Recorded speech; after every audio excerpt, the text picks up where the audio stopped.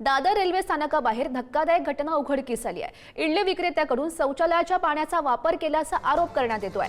Social मीडियावर video viral झाल्यामध्ये प्रवाशांमध्ये संताप बघायला मिळतोय। प्रवाशांच्या अन्न सुरक्षेचा प्रश्न पुन्हा एकदा ऐरणीवर आलाय। संबंधित व्हिडिओची सत्यता अद्याप अधिकृतरित्या पडताळण्यात आलेली नाही। महापालिका आणि अन्न व औषध प्रशासनाने या प्रकरणाची चौकशी करण्याची मागणी केली आहे आणि ही घटना घडल्यानंतर रेल्वे स्थानक भागातील फेरीवाल्यांच्या स्वच्छतेच्या नियमांवरही प्रश्नचिन्ह उपस्थित होत आहेत।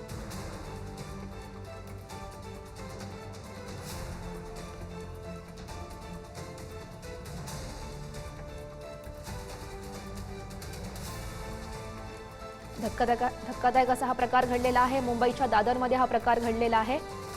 नेमकं काय घडलेलं होतं जाणून घेऊयात। आमचे प्रतिनिधी धनंजय दळवी आपल्या सोबत आहेत।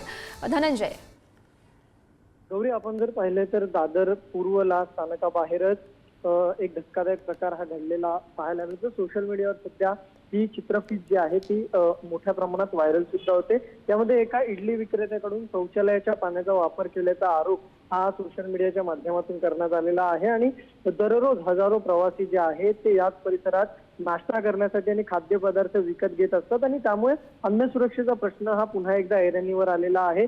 संबंधित व्हिडिओची सत्यता अद्याप अधिकृतरित्या पडताळण्यात आलेली नाही। मात्र या सगळ्या संदर्भात मुंबई महानगरपालिका कशा पद्धतीने आणि त्याचबरोबर अन्न व औषध प्रशासन कशा पद्धतीने चौकशी करतं हे सुद्धा पाहणं तितकंच महत्त्वाचं असणार आहे। कारण की या संपूर्ण परिसरात सकाळच्या दरम्यान अनेक नाश्त्याची दुकानं ही आपल्याला पाहायला मिळतात आणि याच कडून हजारो मुंबईकर दररोज जे आहेत ते नाश्ता किंवा खाण्याचे पदार्थ हे विकत घेत असतात। त्यामुळे त्यांच्या आरोग्याचा प्रश्न एक अत्यंत महत्त्वाचा आहे। त्यामुळे फेरीवाल्यांची स्वच्छता आणि नियमांवर आता पुन्हा एकदा प्रश्नचिन्ह उपस्थित होताना पाहायला मिळते। त्यामुळे या सगळ्यात आता महानगरपालिका कशा पद्धतीची चौकशी करून कारवाई करते हे पाहणं महत्त्वाचं असणार आहे। गौरी, हो, नक्कीच धनंजय, खरं तर या सगळ्या प्रकारामुळे आता प्रवाशांच्या अन्न सुरक्षेचा प्रश्न हा पुन्हा एकदा ऐरणीवर आल्याचं आपल्याला बघायला मिळतंय। धनंजय, धन्यवाद दिलेल्या सगळ्या सविस्तर माहितीसाठी।